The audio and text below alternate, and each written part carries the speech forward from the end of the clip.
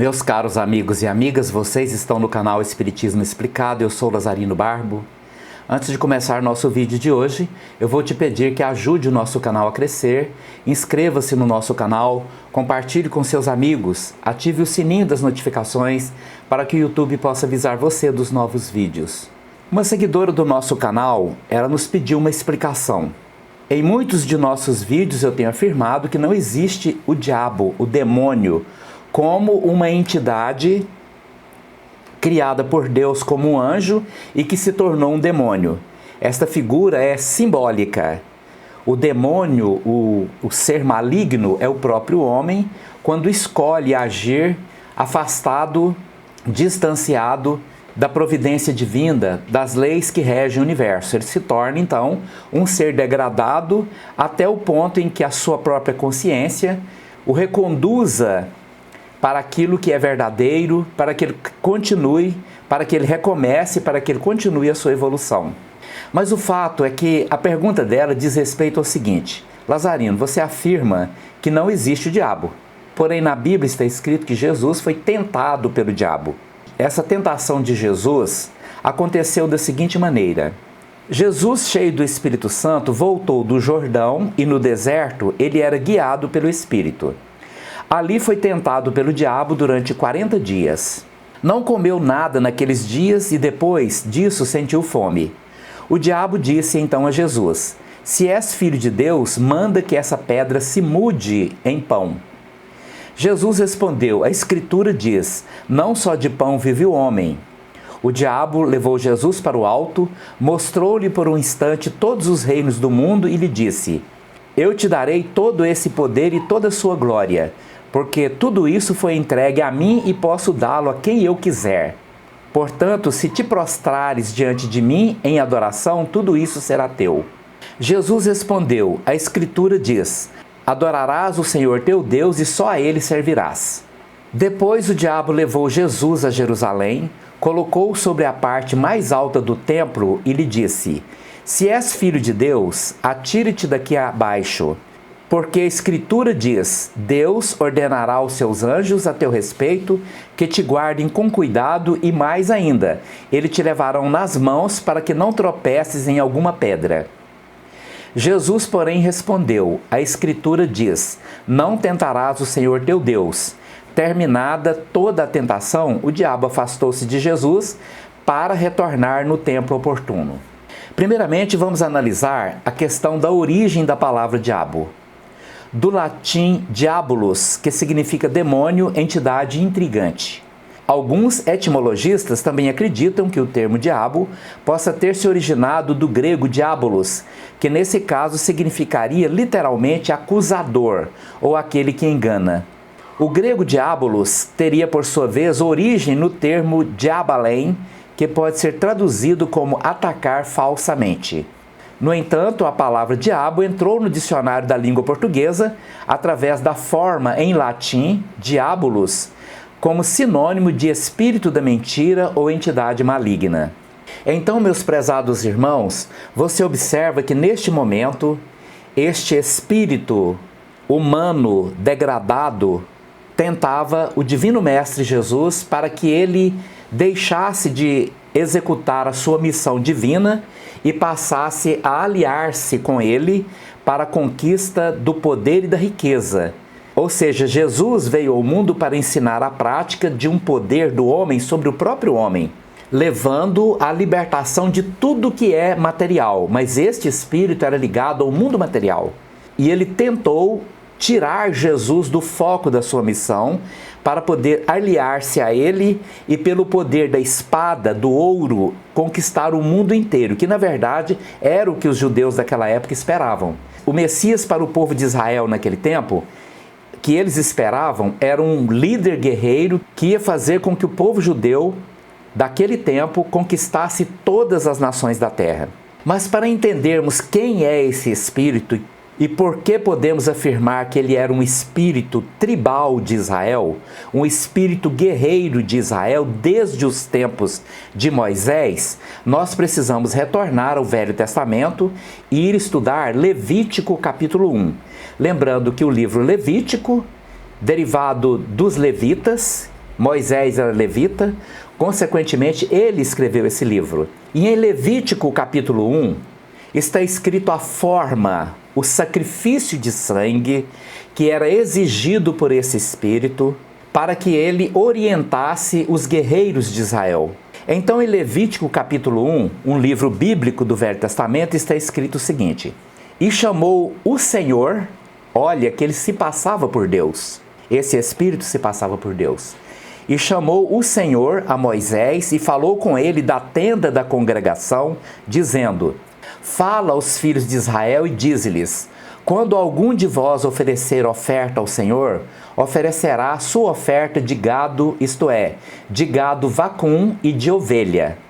Se a sua oferta for holocausto de gado, oferecerá macho sem defeito, à porta da tenda da congregação a oferecerá, de sua própria vontade perante o Senhor.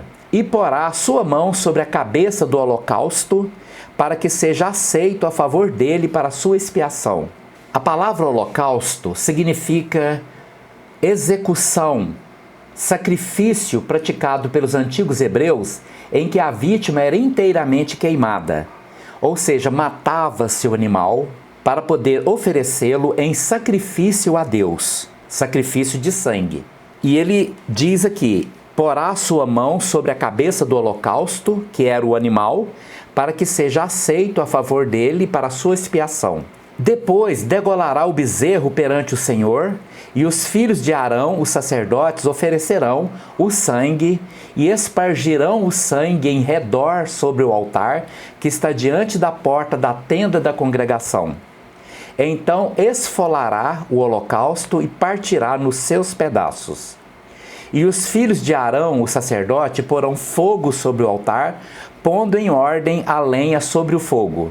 Também os filhos de Arão, os sacerdotes, porão em ordem os pedaços, a cabeça e o redenho, sobre a lenha que está no fogo em cima do altar. Porém a frissura e as suas pernas lavar-se-ão com água, e o sacerdote tudo isso queimará sobre o altar. Holocausto é oferta queimada de cheiro suave ao Senhor.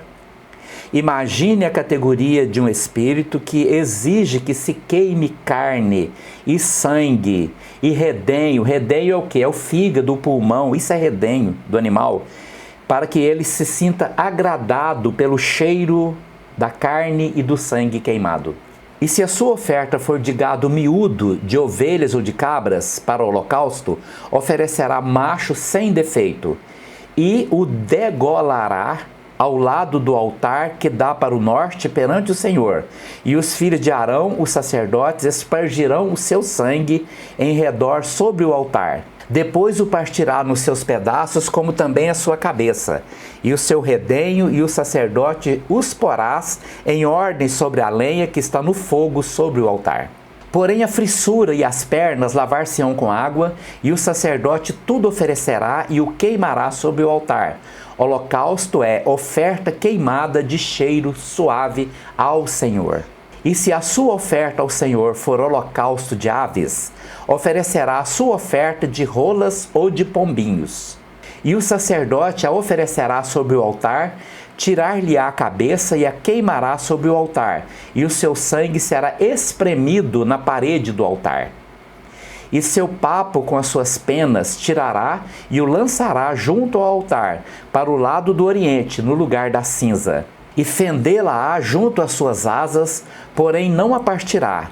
E o sacerdote a queimará em cima do altar, sobre a lenha que está no fogo. Holocausto é oferta queimada de cheiro suave ao Senhor.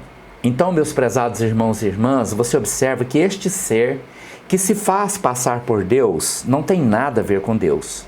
É um espírito tribal, um espírito sanguinário, guerreiro das tribos de Israel.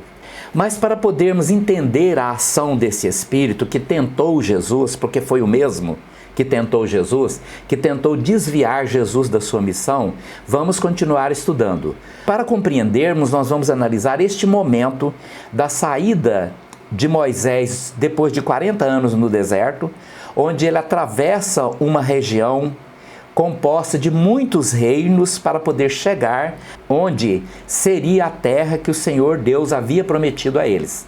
Aquela terra não era uma terra desocupada, era um lugar ocupado há milênios por outros povos que ali viviam.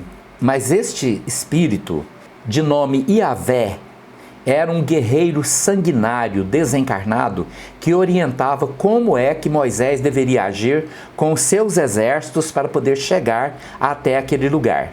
E no livro Deuteronômio, capítulo 2, versículo 33, 34 e 35, está escrito o seguinte: Entretanto, o Senhor nosso Deus o entregou a nós e o derrotamos a ele, aos seus filhos e a todo o seu povo. Isso dizia respeito a um reino, a um povo que habitava aquela região muito antes de Moisés. Naquela época, nos apossamos de todas as suas cidades e as aniquilamos por completo como anátema, matando homens, mulheres e crianças, sem deixar um só sobrevivente. Isso é genocídio. Contudo, ficamos com o gado e com os objetos de valor que encontramos nas cidades, tudo como despojo de guerra. Tudo isto sob a orientação do Senhor, este Espírito, que era agradado com sacrifício de sangue.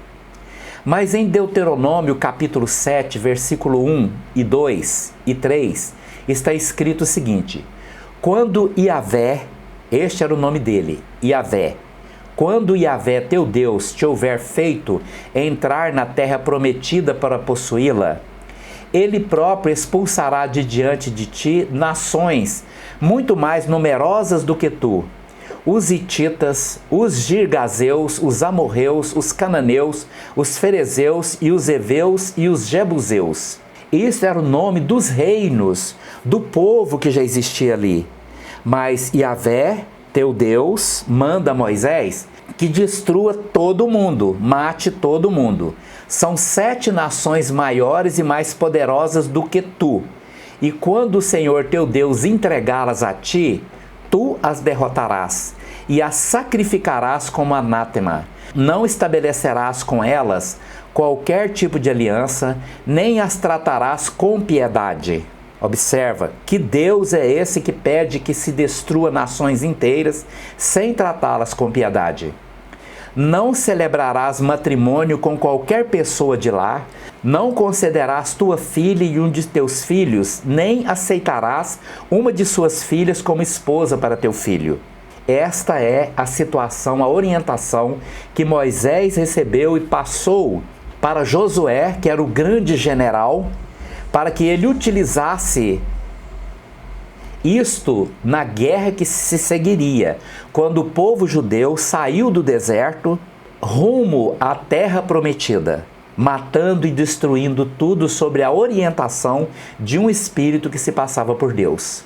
Mas em Deuteronômio capítulo 2, versículo 24 e 25 está escrito o seguinte: Vamos, levantai vosso acampamento e atravessai o ribeiro de Arnon. Eis que entrego em tuas mãos o amorreu Sihon, Seom, rei de Hesbom. Hesbom, com sua terra, começa, pois, a conquista.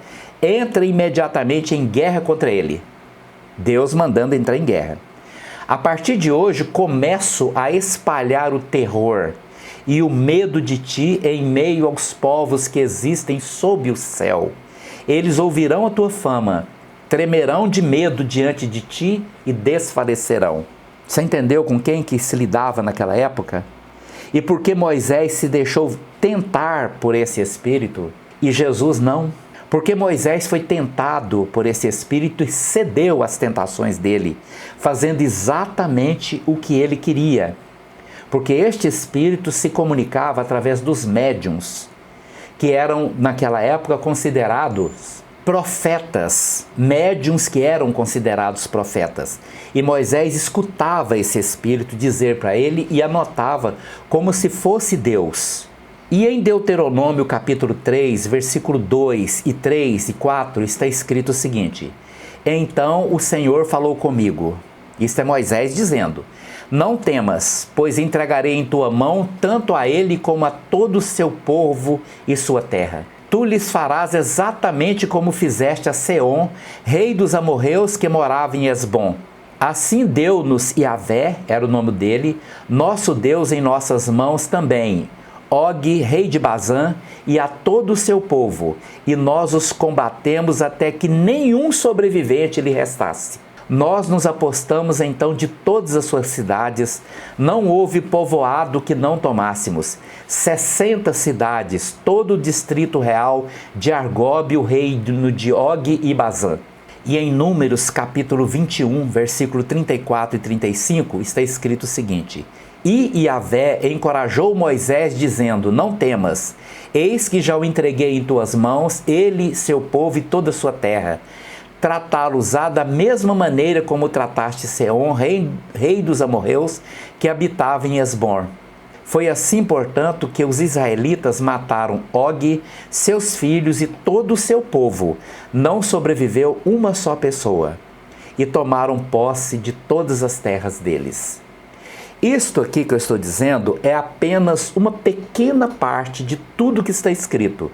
Se você quiser saber mais, você vai ter que estudar profundamente os livros Números, escrito por Moisés, o livro Deuteronômio, o livro Levítico, onde está escrito tudo isso que eu estou falando. Este espírito era um espírito tribal de Israel, ele não era Deus, mas ele mentia, ele enganava, ele era aquele espírito enganador, conforme a tradução da palavra diabo. E em nenhum momento Deus tinha criado um espírito para ser eternamente diabo. Este era um espírito humano, tribal de Israel, que se fez passar por Deus, mentindo e enganando. E foi esse o espírito que tentou Jesus durante 40 dias na sua passagem pelo deserto. Ele tentou Moisés, ele obsediou Moisés e fez com que Moisés o obedecesse. Mas com Jesus ele não conseguiu, porque Jesus era um espírito mais evoluído do que Moisés. Jesus estava muito à frente de Moisés e ele não se deixou levar pelas tentações. Portanto, meus queridos irmãos e irmãs, nesse caso e muitos outros, Moisés se comunicava com os espíritos através de médiuns.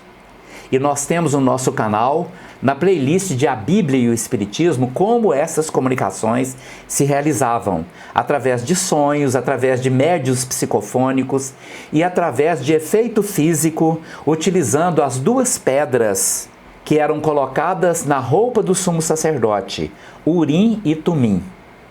Por isso, meus prezados irmãos e irmãs, o diabo não existe como criação divina de Deus, que criou um espírito superior, um anjo, e ele se revoltou para se tornar eternamente demônio. Isso é fantasia infantil.